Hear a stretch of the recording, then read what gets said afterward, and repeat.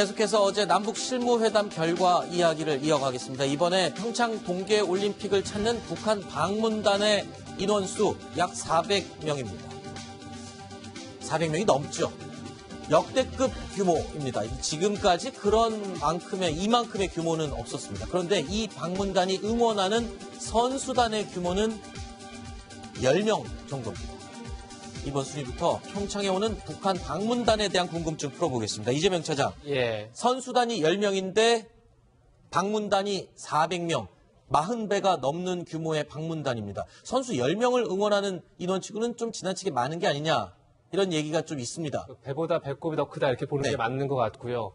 지금 응원단만 230명인데 거기에 또 제일조선인 총연합, 그러니까 조총련 응원단 250명까지 포함하면 네. 그러니까 조총련 응원단도 저희가 수용해서 편을 제공하기로 했죠. 우리가로 수정하겠습니다. 그래서 예, 우리가 하기로 했죠. 그렇게 되면 무려 응원단만 600명도 규모가 됩니다. 네. 이게 이제 아까 공연단이 또 한 140명 오기 때문에 그러면 거의 만약에 한 600명 되는 인원이 한 경기장을 들어가서 북한을 응원하거나 응원한다면 거의 북한 올림픽 같은 느낌이 들겠죠. 그렇겠네요. 아무래도. 저희 국민들이 그러니까 우리 국민들이 아마 가도 보이지 않을 정도로 네. 어마어마한 규모의 응원단이 와서 평창 올림픽을 어떻게 보면 휘젓고 다니는 편이 좀 이상할 수 있지만 그럴 수 있는 가능성이 충분히 있다 이렇게 보입니다. 그렇군요. 신덕호 부장. 네. 이게요. 방금 얘기한 것처럼 뭔가 전시 효과를 노리는 것 같습니다. 맞습니까? 이런 선전 효과, 많은 사람들이 몰려와서 무언가를 연출하기 위한 그런 의도가 강한 건가요? 예, 김정은 이제 7년째 되고 있는 김정은에 대해서 여러 가지 평가가 있지 않습니까? 네. 그런데 이건 우리가 인정할 수밖에 없을 것 같아요. 뭔가 상당히 전략적인 건 맞는 것 같아요. 네. 김정은이 전략적이거나 아니면 측근들이 전략 그룹이 있는 거예요. 네. 뭔가 그래서 전략적이라는 게 뭡니까?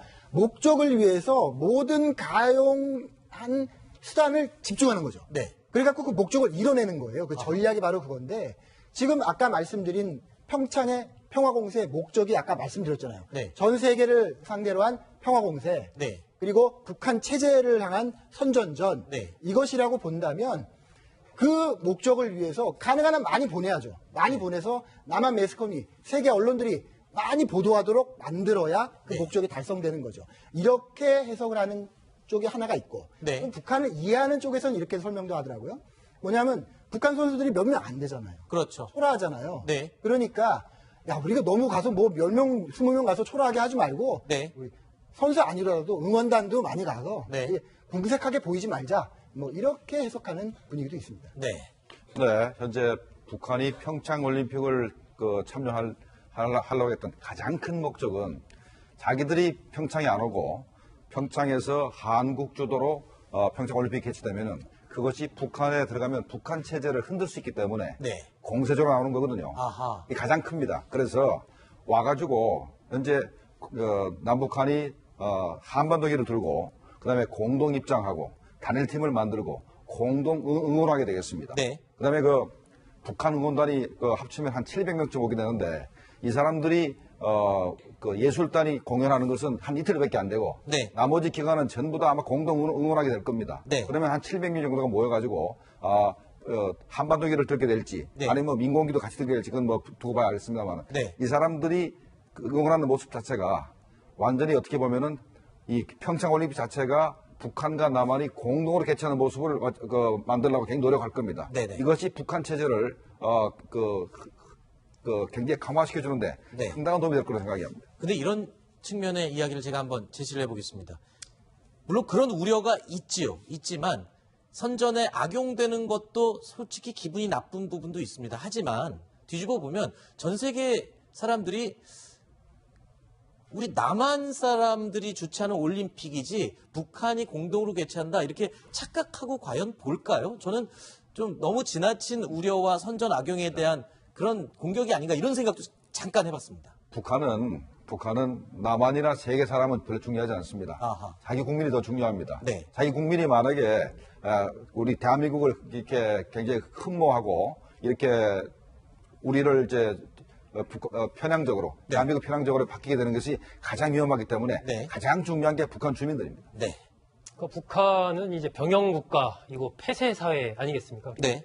북한이 어떤 의도를 갖고 지금 평창에 오고 있고 이런 부분은 우리 국민들이 전부 다 알고 있어요. 그렇죠. 그러니까 북한 응원단이 와서 뭘 한다고 해서 우리 국민들이 거기에 어떤 현혹이 된다든지 그렇죠. 이럴 가능성은 저는 거의 없다. 그러니까 그냥 기본적으로 우리 국민들 수준이 워낙 높기 때문에 네. 과거에는 모르겠지만 지금은 하나의 그냥 흥미거리 정도로 보는 겁니다. 네. 그런데 물론 이제 내부에 돌아갔을 때 그것을 내부의 선전의 용도로 북한은 당연히 쓰겠죠. 네. 과거에도 그래왔고 지금도 그렇고 앞으로도 그럴 겁니다. 그런데 작용이 있으면 반작용이 있듯이 반대로 이 사람들이 어쨌건 우리 사회에 와서 우리 사회를 단편적이지만 보지 않습니까? 아하. 보면서 또 돌아가서 그것이 끼치는 이른바 개방의 효과가 네. 있는 것이고 아까 마식령 스키장처럼 그런 식으로 자꾸 뭔가 북한의 이제 접점을 하나 둘씩 이제 만들어 가면서 네. 우리 체제의 우월성 이런 것들이 자연스럽게 스며들게 알겠습니다. 하는 이제 그런 또 방법이 될 수도 있습니다. 근데 응원단에 이 친북 단체의 대표적인 단체죠. 조총련이 응원단에 지금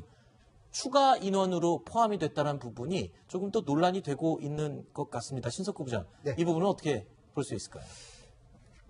과거 10년 동안에 이명박 박근혜 정부 시절에는 있을 수가 없었던 일인 거죠. 그죠? 네. 예, 조총련하고의 관계는 더 멀어졌었고. 그러니까 어떻게 보면 북한의 입장에서만 보면은 가용할 수 있는 자원인 거예요. 네. 조총련도 가용할 수 있는 자원을 아까 말씀드렸죠. 목적을 위해서 모든 수단을 가동한다. 이게 김정은의 지금 전략이라고 본다면 아주 활용하기 좋은 네. 꽃놀이패 같은 거죠. 아, 알겠습니다.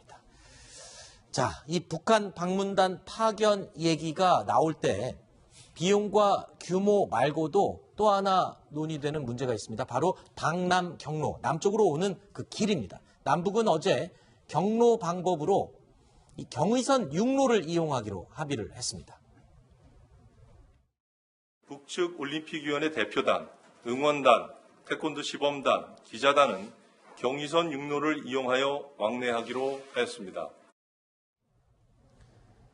소정석 국장께 네. 묻겠습니다. 이 3대 육로, 남북 3대 육로가 다 열린 것이다. 자, 이 코스에 의미가 있습니까? 이 경로의 의미? 지금 이제 경의선 육로인데 저건 이제 평양 개성 거쳐서 도라산 남북 출입사무소 거쳐서 파주로 연결되는 네. 이 부분이 이제 개성이라는 부분이죠. 그렇죠. 개성 공단이 있는 쪽을 통과하게 된다. 네, 상징성이 있는 곳이죠. 그렇습니다. 이 부분이 지금 중단된 개성공단과 관련된 이 북측의 어떤 재개입, 원하는 그런 메시지 이런 부분을 읽을 수가 있는 것이고 저 도로를 통해서는 이제 응원단, 선수단이 오게 되고 판문점을 통해서는 예술단 한 140명 정도가 육로로 우리나라에 오게 됩니다. 네. 그리고 아까 얘기했던 마식령 스키장에서 공동 훈련을 하게 된다면 그것은 고성에서 원산으로 이어지는 이른바 동해선로를 통해서 또 오가는 것이 되기 때문에 이렇게 경의선, 판문점, 동해선 3대 육로가 이번 평창 동계올림픽을 계기로 전부 다 열리게 되는 거죠. 네. 네, 이 3대 육로가 굉장히 의미가 있습니다. 네. 일단 그 서해 쪽, 그러니까 네. 개성공단 쪽으로 오는 것은 개성공단을 재가동하고 싶은 욕망이고, 아하. 그다음에 판문점으로 오는 것은 네. 북한이 스스로 정전협력을 파기했는데, 네. 이제 정전협력 파기한 상태에서 미국이 자기를 공격해도 네. 정당화 아니거든요. 네. 그래서 판문점으로 오면서 정전협정이 그래도 유효하다 네. 하는 상징성이 판문점에 있기 때문에 네. 그런 강조를 해서 미국이 공격하면 안 된다는 것을 강조하기 위한 것이고, 아하. 세 번째 동해 쪽에는 네. 당연히 금강산 관광을 재개하고 싶은 욕망이 있는데, 네. 바로 아까 김정은의 꿈 얘기했지 않습니까? 네. 김정은의 꿈이라는 것이 단순히 금강산 관광이 아니고 이 원산까지, 원산의 그 마식령 스키장, 그다음에 또 원산에 또 물놀이장이 있습니다. 네. 이걸 세 개를 합쳐가지고 스포츠 컴플렉스를 만들어서 네. 돈벌이를 하려고 그러는데, 네. 거기에 우리 정부가 협조를 하고 있는 겁니다. 네. 그렇게 하고 싶은 건 김정은 이제 혼자의 계획이겠죠. 과연 그게 그 계획대로 다 되리라고는 생각지 않습니다. 알겠습니다. 김종봉 실장 이야기는 오늘 여기서 마무리 짓겠습니다. 오늘 말씀 고맙습니다.